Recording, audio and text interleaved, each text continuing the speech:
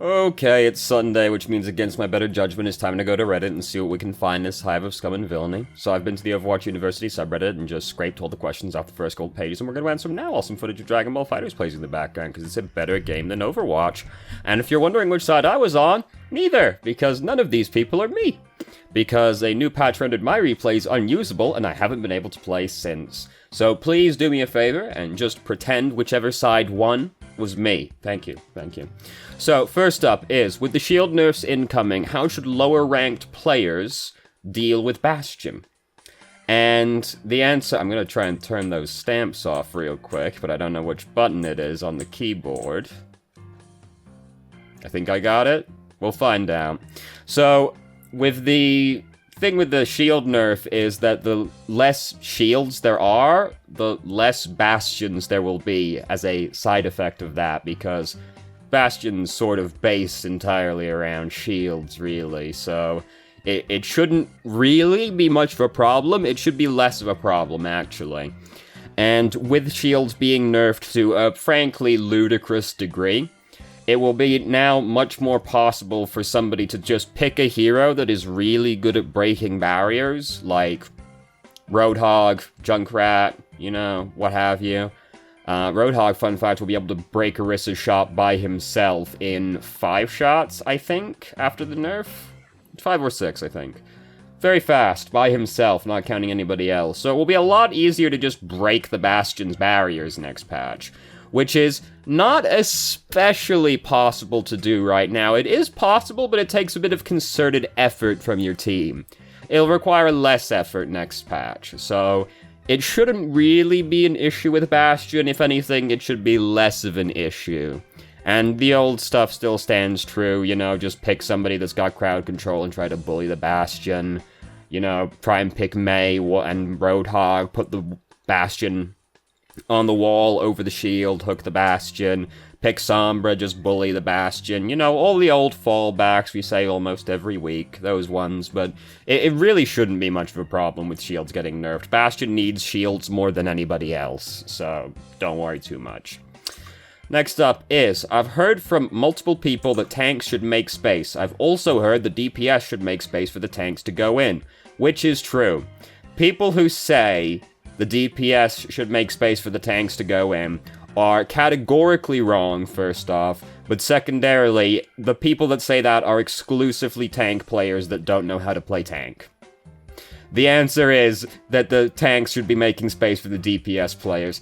The only things that DPS can make easier for the tanks is getting picks, and the thing is that that's all some tank players do, is sit waiting for a DPS to get a pick so they can go in. You're meant to be trying to go in at all points in time.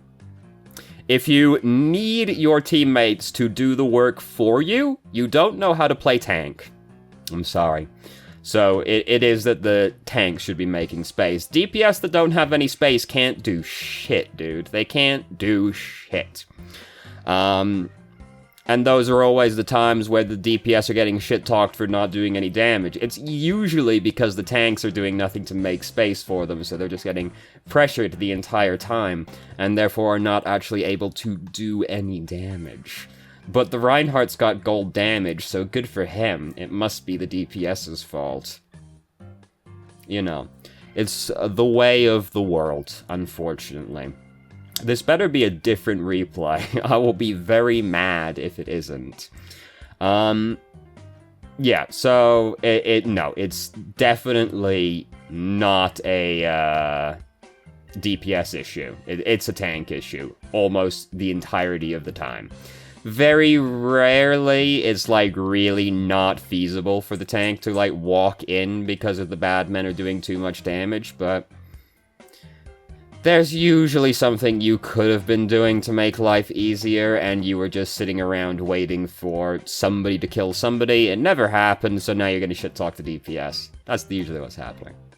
So, next up is, I enjoy Ana and Zen, but I cannot find good reason to pick either over Baptiste. Am I wrong?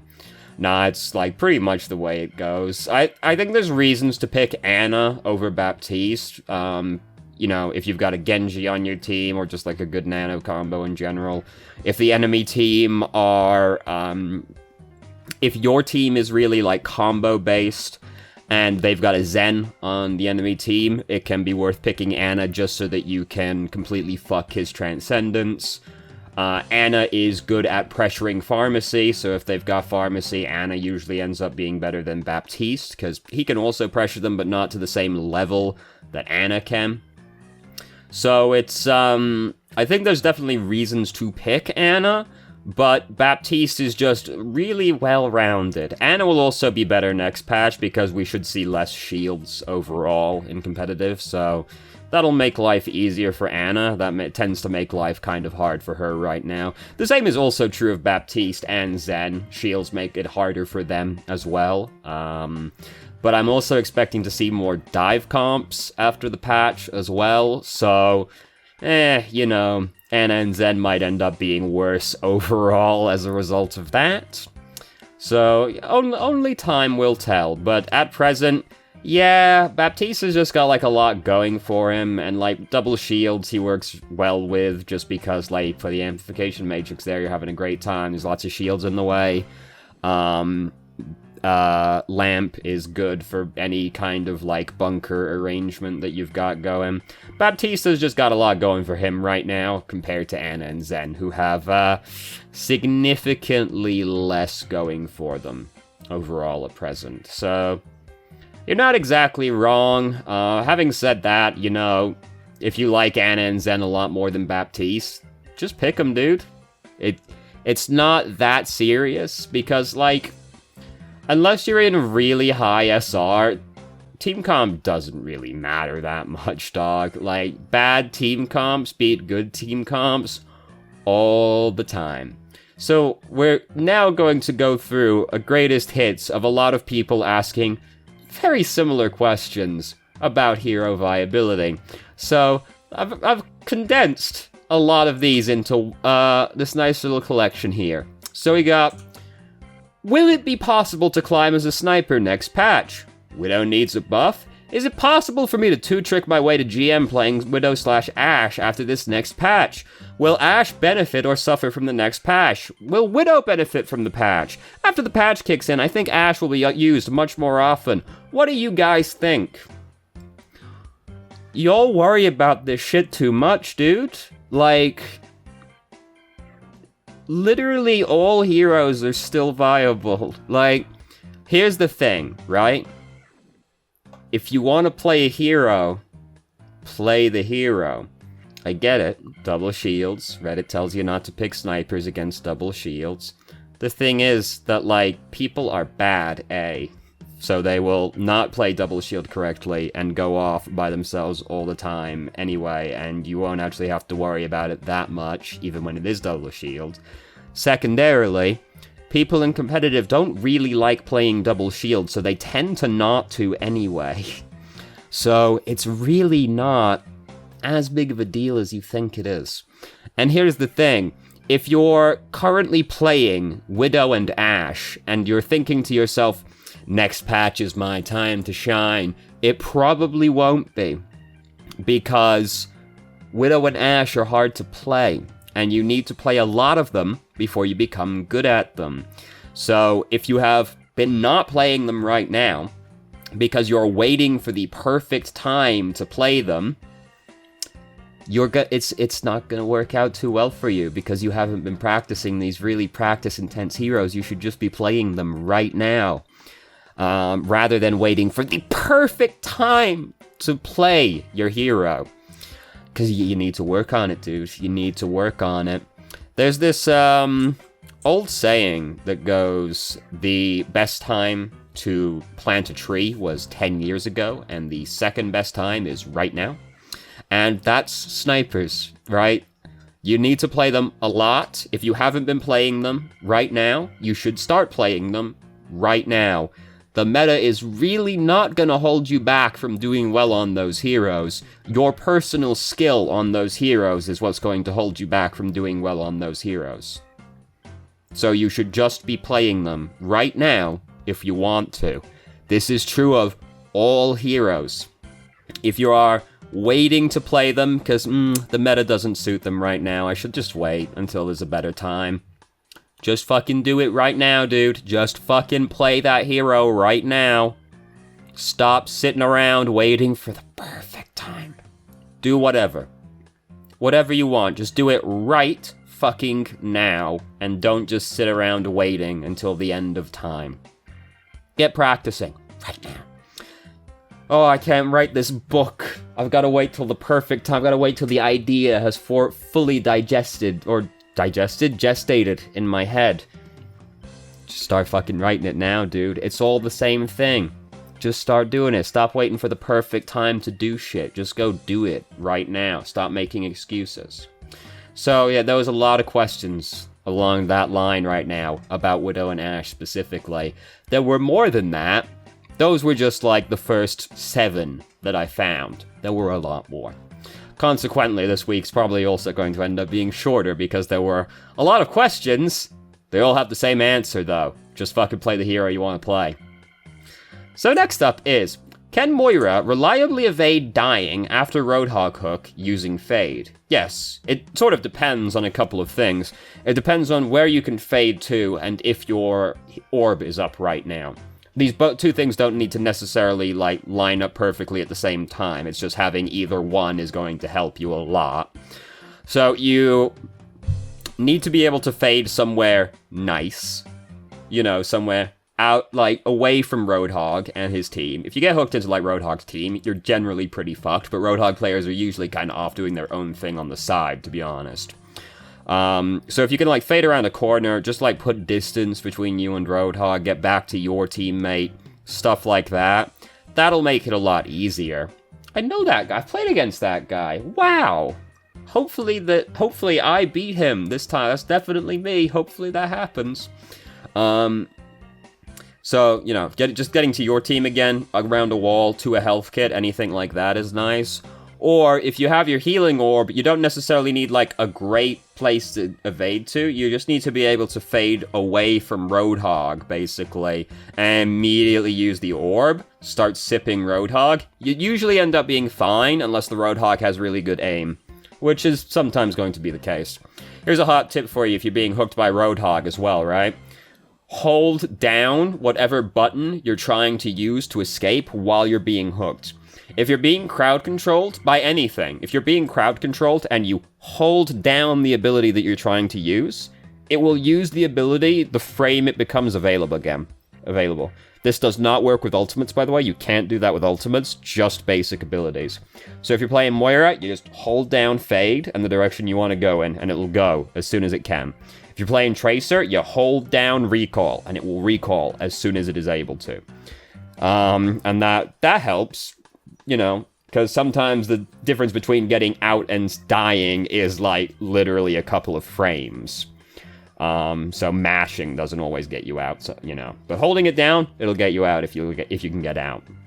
But, you know, I would say the orb is the more important aspect than the space you can fade to, because if you've got the healing orb and you can sip the Roadhog, that's a lot of healing. The Roadhog now needs to be good to kill you, and as we know, people are frequently not good at this video game, so that's the more important aspect. But if you can get to a health kit or anything like that, you know, that's good as well. Get around a corner. That's the kind of stuff where, like, good knowledge of the map also helps, so that you know where you're trying to get to afterwards.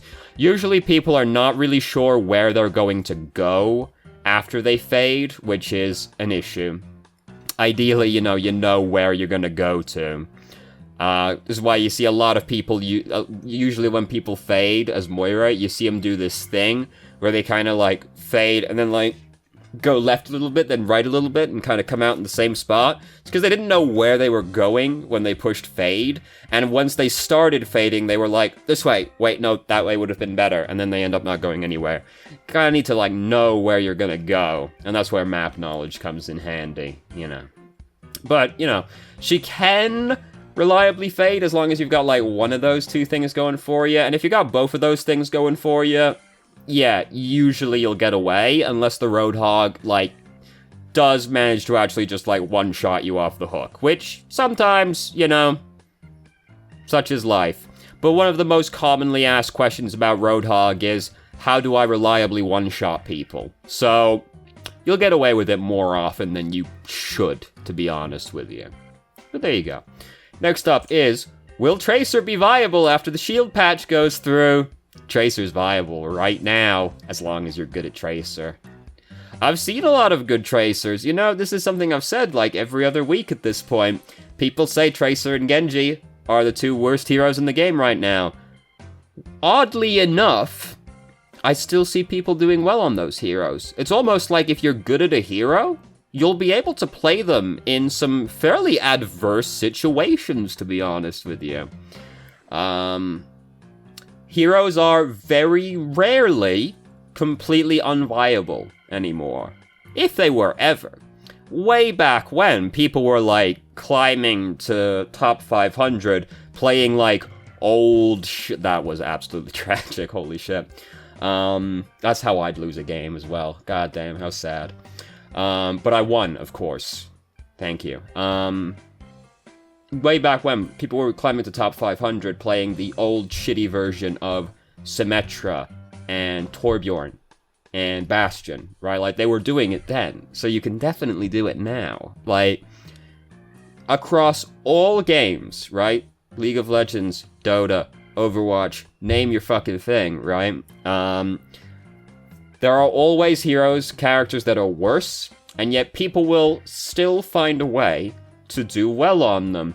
Right now, this game we're watching right now, in fact, Frieza and Goku Black are pretty low-tier heroes, or like low-mid-tier heroes overall.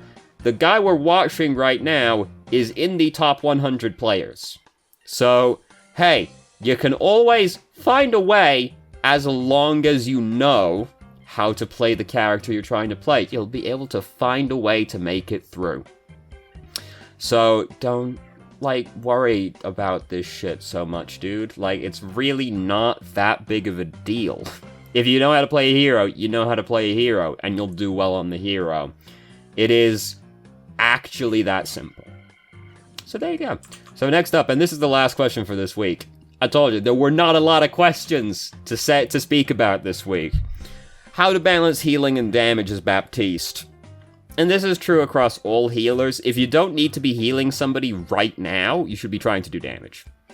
And so, you know, if nobody's damaged right now, if they've only got like a fairly minor amount of chip damage on them, do some damage. You know, don't worry about that 5 health the guy is spamming I need healing over. He doesn't need healing for 5 health. You can be doing something better with your time than healing, massively over-healing that guy.